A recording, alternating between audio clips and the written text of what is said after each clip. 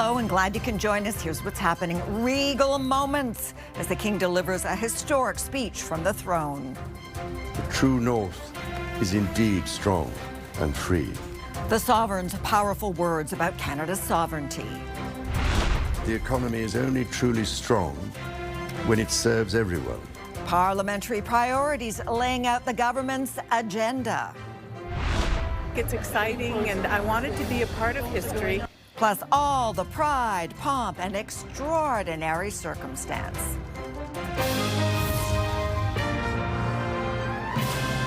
CTV National News with Sandy Ronaldo. Former Prime Ministers, Governors General, current Premiers, members of the Supreme Court of Canada. A list of who's who, including Margaret Trudeau and Mila Mulroney standing side by side. Political foes like Stephen Harper and Justin Trudeau sitting side by side. All in the Red Chamber in a show of unity to hear King Charles III outline Canada's priorities and agenda in a speech from the throne. CTV senior political correspondent Mike Locatour now on the content and also the symbolic act of diplomacy. Hi, Mike. Well, Sandy, at a moment when Canada's sovereignty is being challenged, the country's sovereign delivered a pointed message of strength to the world. A ceremony steeped in tradition for a speech that was meant to reinforce the country's future.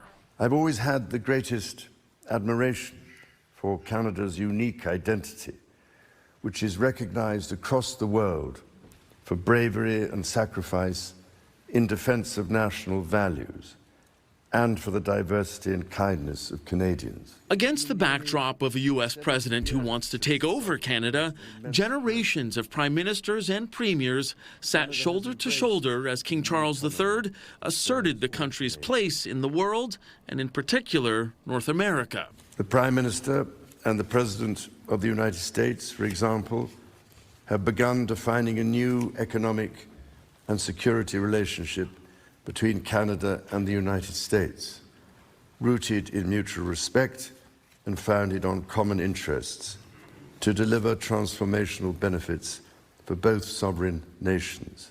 The 25-minute speech reiterated Prime Minister Mark Carney's promises to make life more affordable for Canadians while investing in nation-building projects and diversifying trade. But the most pointed moment came when the King put his own stamp on the message. As the anthem reminds us, the true North is indeed strong and free. A phrase that didn't mention Donald Trump by name, but he was clearly the intended audience. I think it is a message. I think, and a reminder not just to him, but to other Americans, that their best neighbor, their closest neighbor and their best friend is the same, only different. Others were more blunt about how American lawmakers, and in particular Trump, should see and hear today's speech from the throne. The Canadian sovereignty is not to be disrespected, that any relationship we have going forward on trade, the economy, defense, all has to be grounded in respect for the independence of Canada and our democracy. The message was echoed by members of opposition parties. However, this speech will be the first test of Carney's government when MPs put it to a confidence vote in the House of Commons. We did see a lot of the right slogans and political talking points, but no clear plans to get it done. The NDP has said there are some things they could support in that throne speech, and those 7 votes would be enough for the Liberals to get it passed. Sandy? All right, Mike, thank you. Now, before the speech, as everyone gathered in the Red Chamber, the King and Queen walked about, chatting, laughing with guests. It was an informal, relaxed gathering, the likes of which we rarely see, and that's both inside and outside, as the royals mingled there with an admiring public, the King appearing to enjoy it all. CTV's Abigail Beeman shares some of the colorful moments that stood out on this historic day. Abigail. Sandy, the King received full military honors throughout the course of the morning, from the Mounties on horseback to the 21-gun salute to the carriage carrying the King and Queen. Every piece of the highly orchestrated visit painted a vivid picture. The expression is fit for a king. And thousands lined the streets to watch Canada deliver a carefully crafted event designed to be just that. I think it's like very important for the identity of Canada. I believe that their subtle support is being shown. Excitement to see the Prime Minister, too, who described himself as the warm-up act.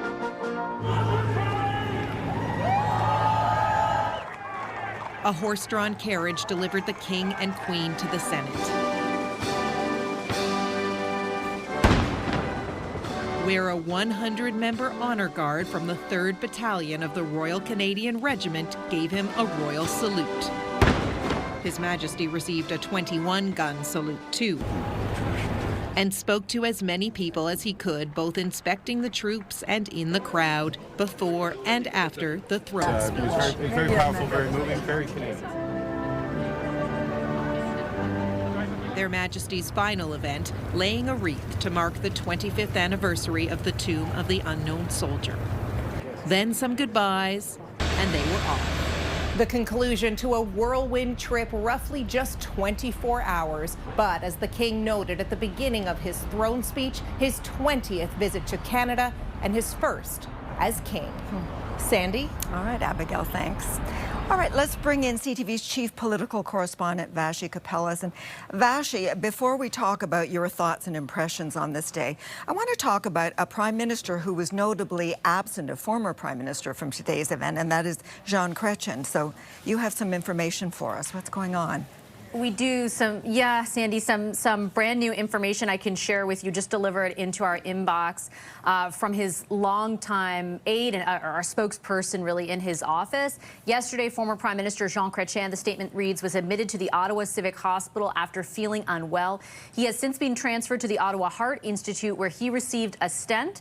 Mr. Chrétien, the statement goes on to say, is recovering well and is expected to return home very soon to pursue his normal activities. His absence, of course, was something that we all took note of today, because we had anticipated, Sandy, that the former prime ministers would all be there, at least Stephen Harper, Justin Trudeau, and Mr. Chrétien. And when Mr. Chrétien wasn't there, certainly we all started inquiring, and we now have confirmation that he wasn't feeling well, received a stent, and is now recovering and expected to go home very soon. So we send our best wishes, certainly. Okay, that reassuring that he's feeling well enough to go home. He's in his 90s. We keep forgetting that. He's such a young, energetic, or appears to be so young and energetic.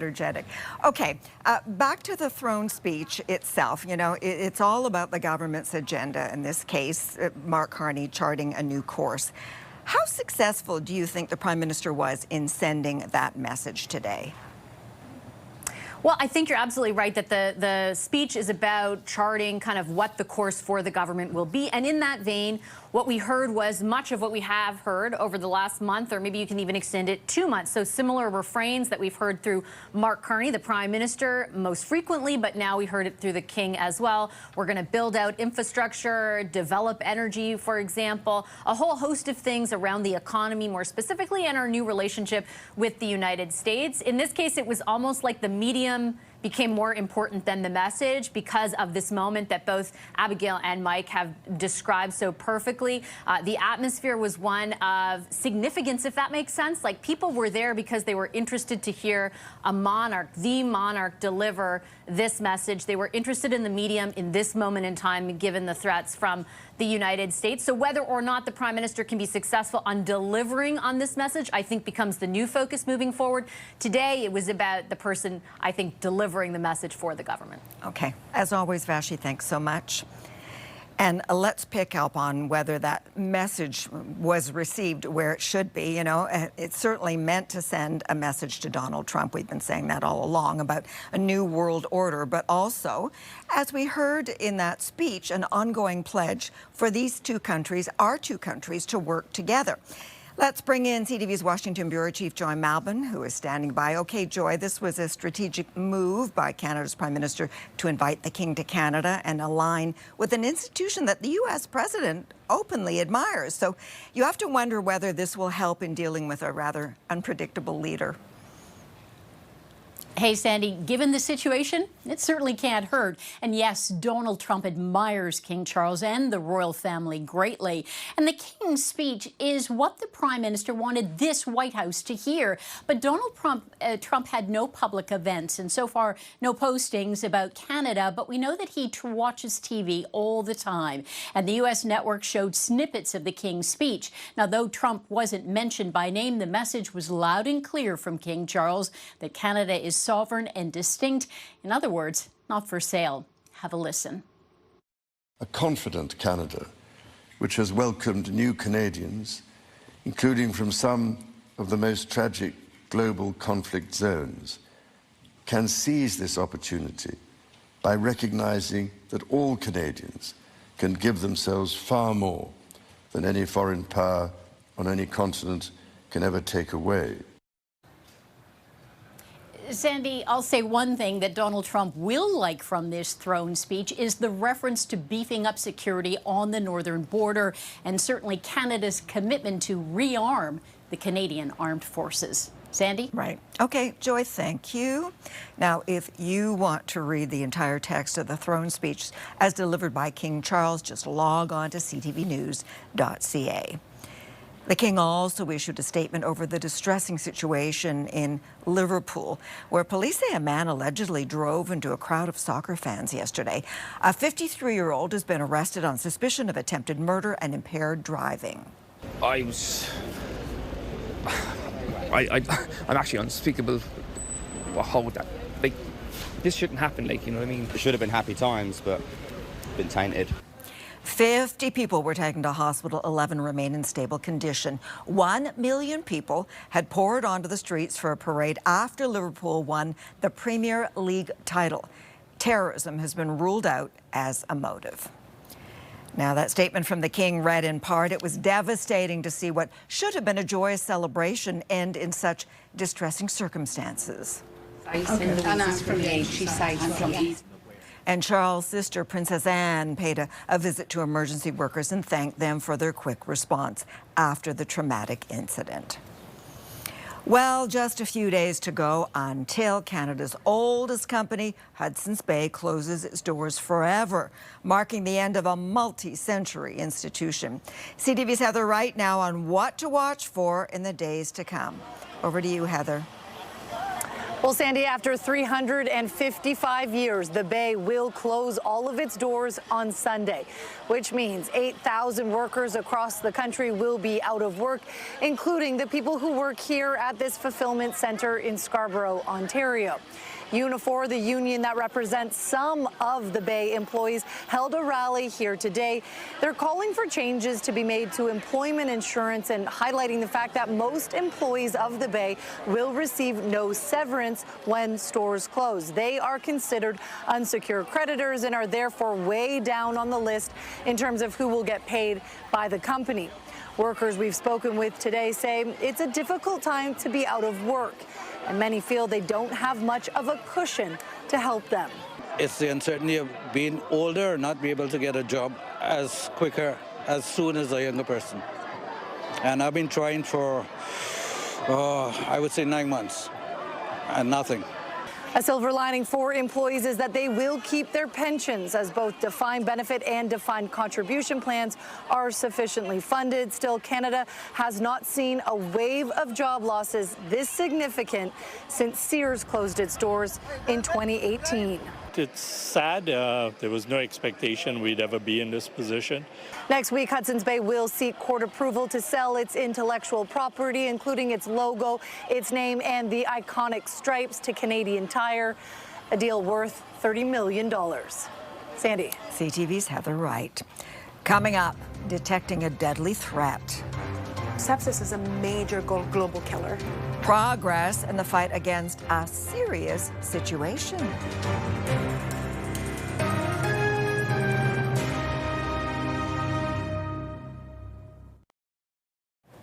A breakthrough in the fight against sepsis, a dangerous and deadly condition where the immune system reacts to an infection and then attacks the body.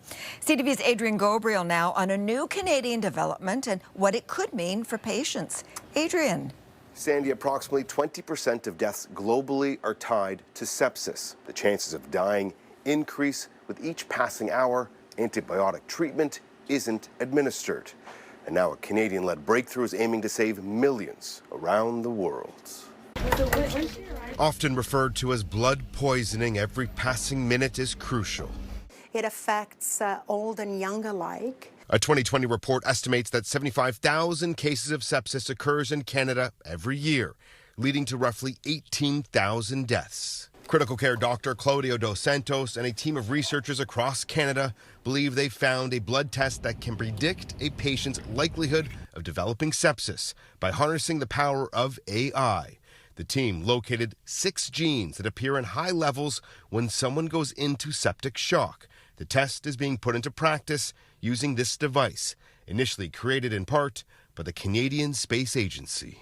The blood test actually allows us to predict with 88% certainty how a patient will deteriorate in the next 24 hours. How vital is it to have that lead time for something like sepsis? Every hour of delay in medical management increases mortality by about 8%. In January, 29-year-old Selena Klinger-Evans began having contractions. She and her husband arrived here at this hospital in London, Ontario. Following a C-section, they welcomed the healthy arrival of a baby boy named Isaiah.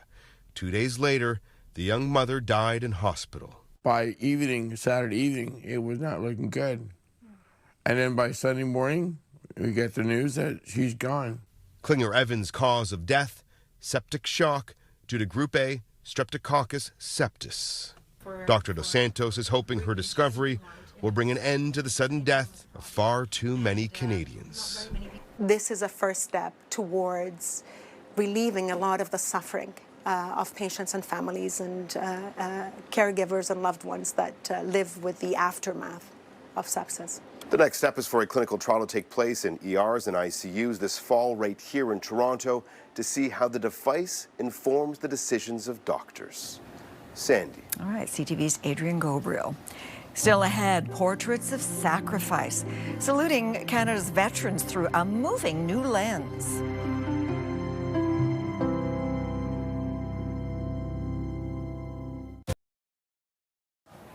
A new project in New Brunswick is capturing the portraits and stories of Canada's veterans, bringing them to life. CTV's Sarah Plowman caught up with the photographer at the center of this creative venture. Hi, Sarah. Sandy, time moves, whether we want it to or not, but take a photo and for a moment, time stands still. That's what a photographer and students here in Moncton are doing as they capture and tell the stories of veterans. Today, Aris LeBlanc was in front of the lens.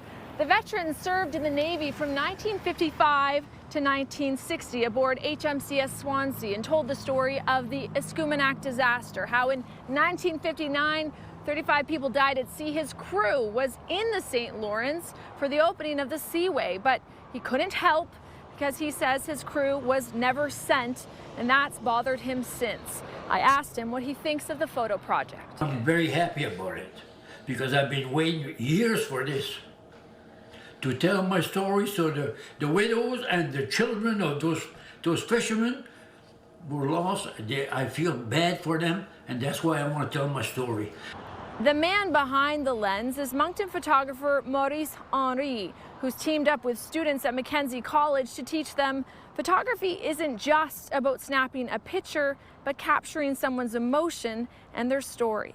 It's not somebody just saying something. This is an actual story from the actual person who was actually there. And it takes it to a whole other level of understanding, truth, connection. The project's goal is to tell the stories of 40 veterans. But lately, Henri's been getting requests from legions across the province. It will become a display for November and eventually turn into a book, opening up their lenses so veterans open up to them. Sandy. Nice story. Thanks, Sarah. Well, cameras captured a remarkable moment in Argentina. 11 penguins, 4 adults and 7 babies, were released back into the sea. The group given a big send-off after being treated for malnutrition as they continue their migration to foraging grounds near Uruguay and Brazil. And tennis star Coco Gauff is on the move after plans to compete at the French Open were almost derailed because the American forgot to bring something pretty important. Forgot her rackets. You don't see that very often. The 21-year-old reached the court, opened her bag, found it empty. A ball kid was then sent to grab the racket from the locker room. She handled the moment like a pro and later served up a joke at her own expense. Well, the most important thing is to play with the racket. So that was getting through the first step. And then after that, maybe it probably relaxed me going into the match. And maybe it did. Gauff went on to win her opening match of the tournament. After the break, a speech fit for a king. Glowing hearts over the monarch's message to Canada.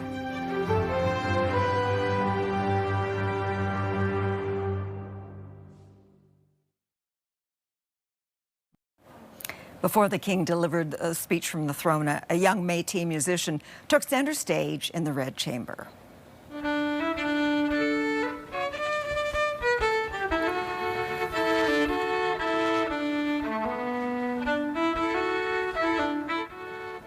Morgan Grace from East Selkirk, Manitoba, played the fiddle in front of the royals. The 18-year-old picked up the instrument when she was just 4. Her music is a mix of First Nations, Scottish, and French-Canadian rhythms. Now, in that speech from the throne, the king offered up some personal and powerful remarks from what Canada means to him every time he visits, to how he has the greatest admiration for our unique identity. As we say goodbye, we'd like to play some of the key moments from start to finish. I'm Sandy Ronaldo. See you tomorrow. This is my 20th visit to Canada, spread over the course of more than half a century, and my first as sovereign. As I've said before, every time I come to Canada, a little more of Canada seeps into my bloodstream, and from there, straight to my heart. Many Canadians are feeling anxious and worried about the drastically changing world around them. Fundamental change is always unsettling. Yet this moment is also an incredible opportunity, an opportunity for renewal, an opportunity to think big and to act bigger, an opportunity for Canada to embark on the largest transformation of its economy since the Second World War. As the anthem reminds us, the true north is indeed strong and free.